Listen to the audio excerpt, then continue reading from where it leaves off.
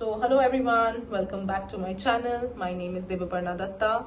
I am a scientist of the Department of Atomic Energy. I am also an UPSC aspirant, and on this channel I share my UPSC journey, and on this particular playlist I talk about a few topics of science and technology. So today we are going to talk about the blockchain technology. So, as I always say, before understanding any technology, we must understand what it does for us, what are its applications, so that we find interest in understanding the working principle. So this is exactly how the video will go. We'll first understand what are the applications of blockchain technology, like what it does for us, and then we will understand how it does it, right?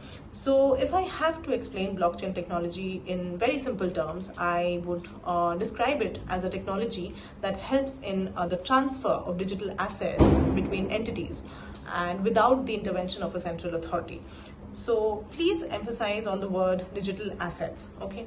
Because I know whenever we hear about the blockchain technology, the first thing that pops in our mind is either bitcoins or cryptocurrencies, but we must remember that it can help in the transfer of any digital asset. It can be birth certificates, it can be health records, it can be property records, and any digital asset that you can think of. But having said that, we must also remember that it did come into existence to solve the problem of money transactions, right?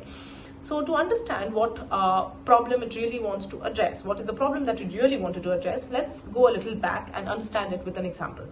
So suppose in a world where there is no blockchain, so if suppose person A, so I've drawn it here. So suppose person A wants to transfer say 500 rupees to person B. And let's just for the sake of example, let's just think that A is in India and B is in Japan. So person A wants to give 500 rupees to B, who is in Japan. And so typically A would give this money to a trusted third party. It can be a bank, it can be any financial institution. So A would typically give the money to a trusted third party, and this third party would then locate the bank account of B and transfer 490 rupees to B, after keeping a 10 rupees commission or fee for the service it is providing. And this transaction would take anywhere between 3 to 4 days, or it might even take more. And this is how it would typically go if there was no blockchain technology. So what the blockchain technology wants to solve is actually threefold. So first, it wants to eliminate this central authority. It does not want any central authority. It wants that people can communicate and transact and exchange digital assets directly with each other, okay? So the first thing that it wanted to solve was removing this central authority. Second is this time period. So it wants the transaction to be instantaneous. It does not want to waste 3 to 4 days. And the third is it wants to save its user this 10 rupees commission fee that the user must give to the trusted third party. So this is the problem that blockchain wants to solve. So now that we understand why this technology came into existence and the problem that it wants to solve, now let us understand how it does that, okay? Now, to understand how blockchain really works, we need to understand three principles, okay? So first is the principle of an open ledger. So what is a ledger? I'm sure we all, before the world was so digitized, we all had these small shops near our house, right? Where the shopkeeper would be sitting in one corner of the shop and keep records of every sale that he's making during the day in a big fat book. And I don't know why, whenever I imagine this big fat book, it's always red in color.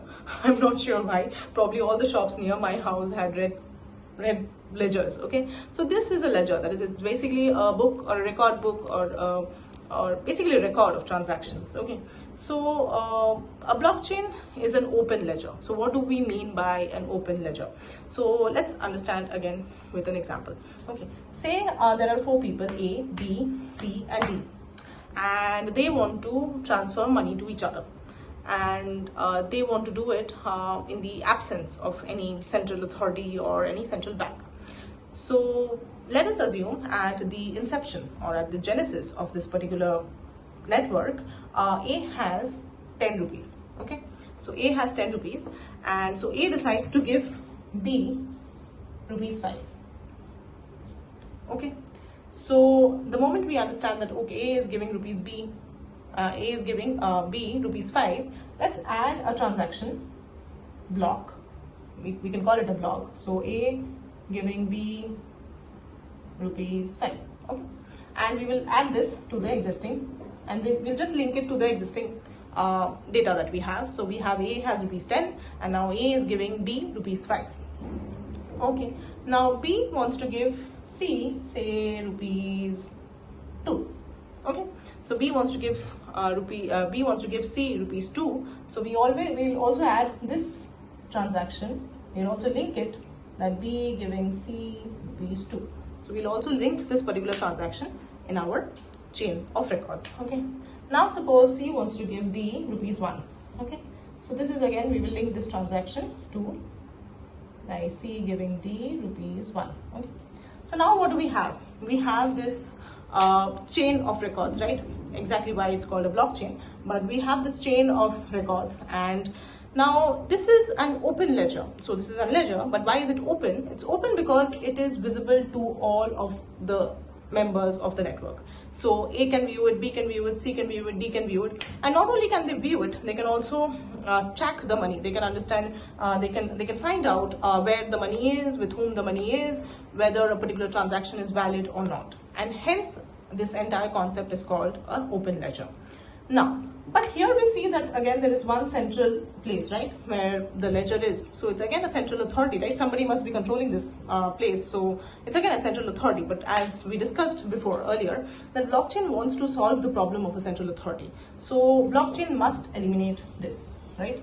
So to do this, we come to the second principle, which is called a distributed open ledger. Okay, a distributed open ledger. Now, what's a distributed open ledger? So the blockchain will, what it will do is, it will take this list of records or chain of records, and it will give it to everybody in the network. So it will give it to C. So it will give a copy to C, it will give a copy to B, it will give a copy to A, it will give it to everybody in the network. Okay, so everybody will have a copy of this open ledger, and hence it is a distributed open ledger.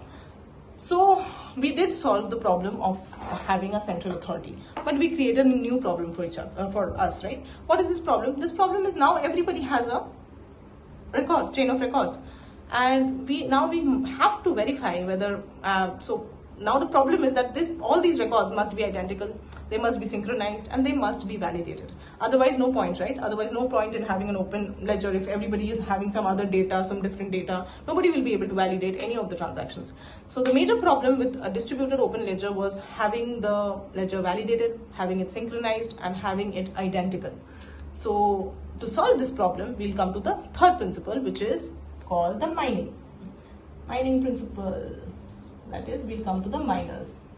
Now let's understand what do the miners do. Yes, so the principle of mining. So we understood that in a distributed open ledger, everybody has a copy of the ledger, right? Everybody in the network has a copy of the ledger. Now the problem is, now we have to validate, we have to make sure that they are synchronized and they're identical. And here exactly comes the role of miners and the principle of mining. So suppose, let's again understand it with an example. Now suppose B here wants to give D some money. Say B wants to give D rupees 15. Okay, so what will B do? B will simply publish this transaction. We will say that B wants to give D rupees 15. Now B will publish and broadcast this transaction. Now we have to remember that this is a invalidated. This is not validated yet. Okay, this is not valid yet.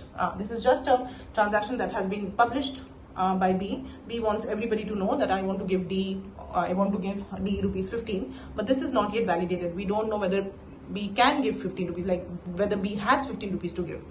So it is a transaction, but it has not yet been validated, and hence it has not yet been added to the chain.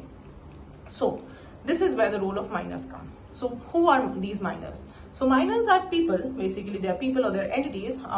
They can be anybody. They can be anybody in the network, they can be outside the network. Say A and C are two miners. Okay.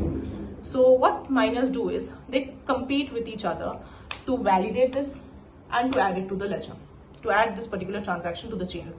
So, and whoever does this the fastest, the competition is basically about speed. So whoever does this the fastest will get a particular reward.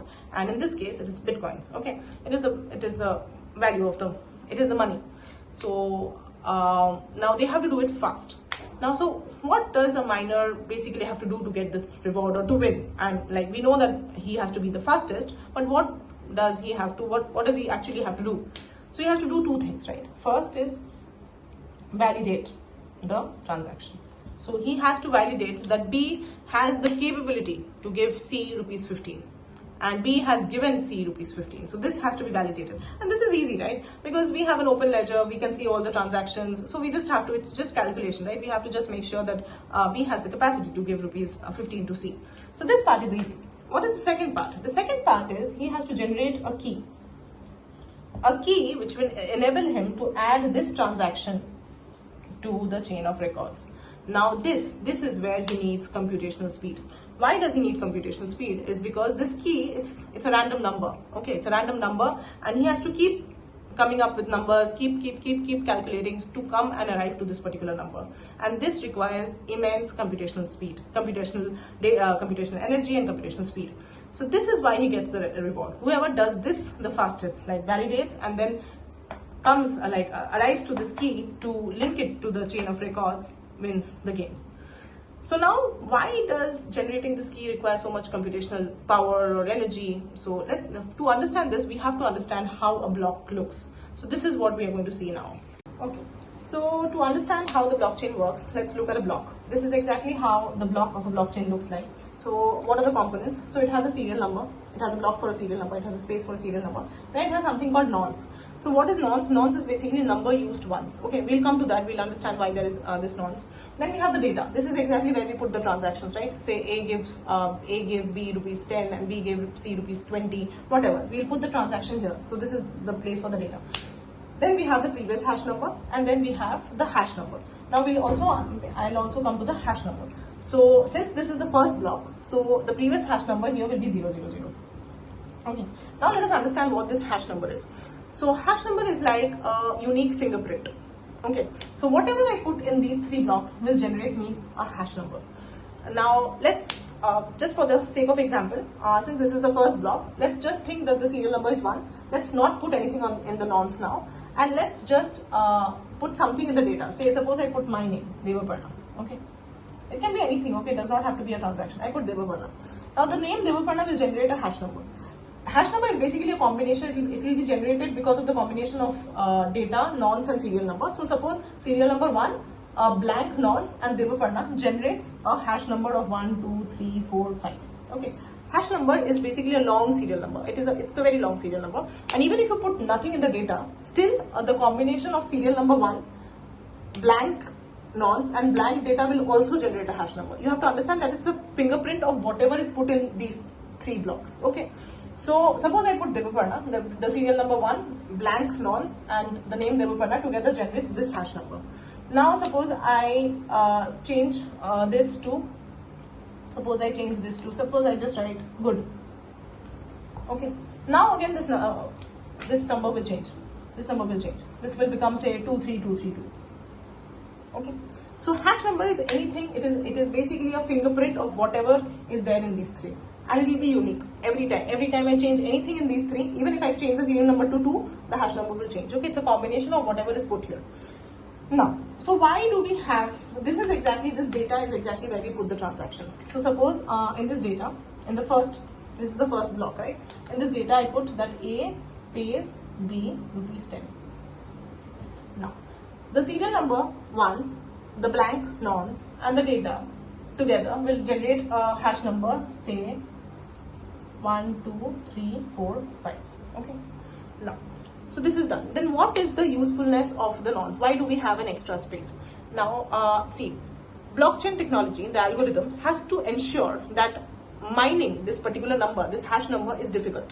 Why does it need to make sure of that? Because if you make something very computationally taxing, only then will people not take the hassle or not take up the task of changing anything. Like, see, if you make a law very strict, only then can you stop the crime, right? So if you make changing data in the blocks very difficult, like too much computational energy is required to change anything, so then people will not do it. Only the miners will do it, who will be rewarded for adding new blocks. But nobody, for the sake of just cheating you for 100 rupees, they will not go through this entire computational hassle, right? So this is exactly why the algorithm decides on a very difficult decides on a particular difficulty level for the hash number. So suppose the algorithm decides and tells that for anything in this particular blockchain, for all the blocks in this particular blockchain, all the hash numbers must start with 4 zeros. Now, when I had kept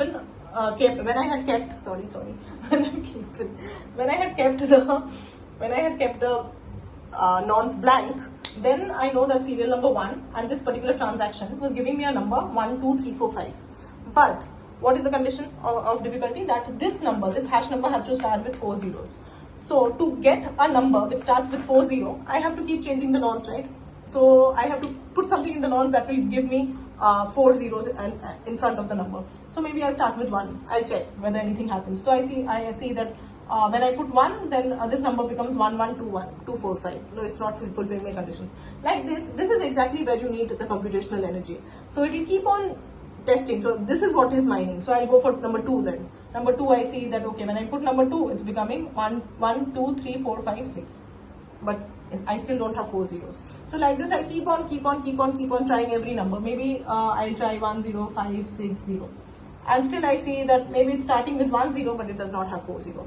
Like this, maybe at a number, say 1, 0, 5, 6, 0, 4, 5, I reach a point where my block starts with 4, 0, and bam.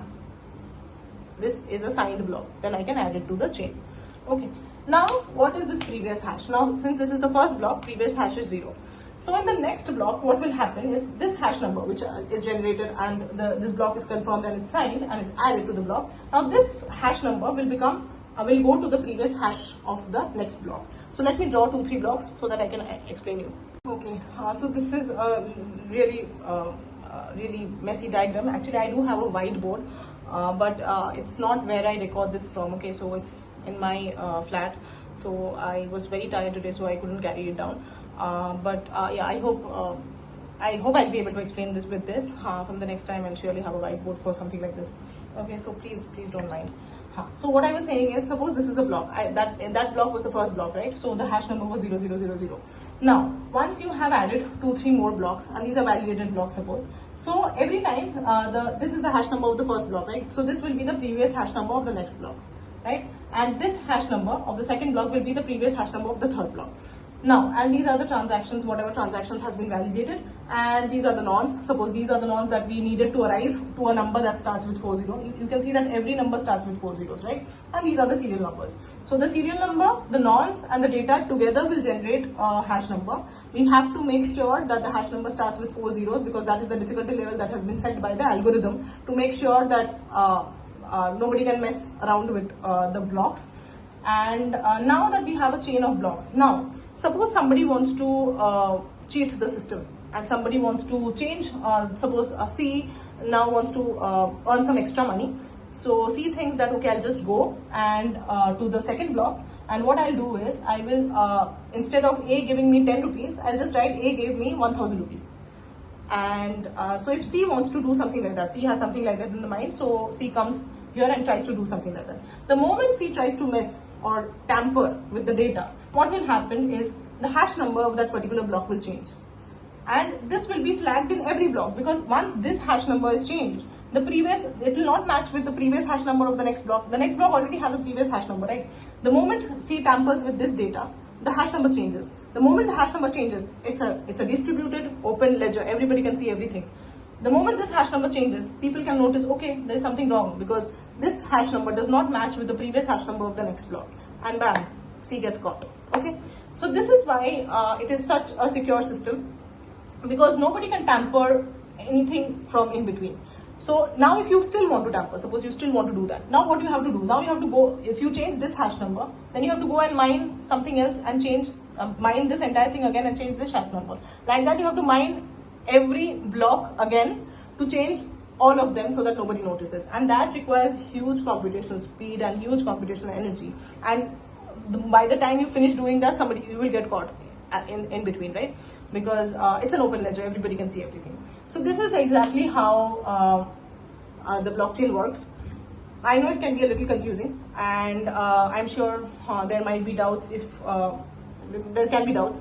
So if you have any doubt, please write it on the comment. Write it down in the comment. I will try to explain it again if you have not been able to understand it. I tried my best to explain to you how it works, and I'm extremely tired today. I wanted to generate a few blockchain related questions in the line that UPSC asked them through ChatGPT, of course, but I was not able to do it. I just thought I'll explain the technology.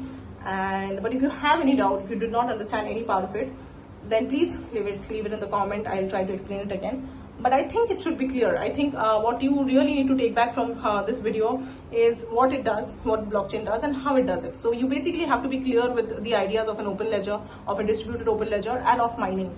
So and of mining, how is it done, and why is blockchain a very secure technology, and why it helps in removing the intervention of a central authority. And that is all I think you really need to have an idea about on blockchain. Rest applications are obviously always asked from the current affairs, and that I'll try. See, whichever technology I'm trying to explain in these videos, what I'll do is at the end of recording all of this, after my Indian Forest Service mains, I will make a small document, and I will put down everything that I think is in the current affairs related to these technologies, so that, because I have to study them myself, so I hope it will be of help to others as well. So that's all, guys. I really hope this video was of some help, and please leave any questions or any doubts in the comment.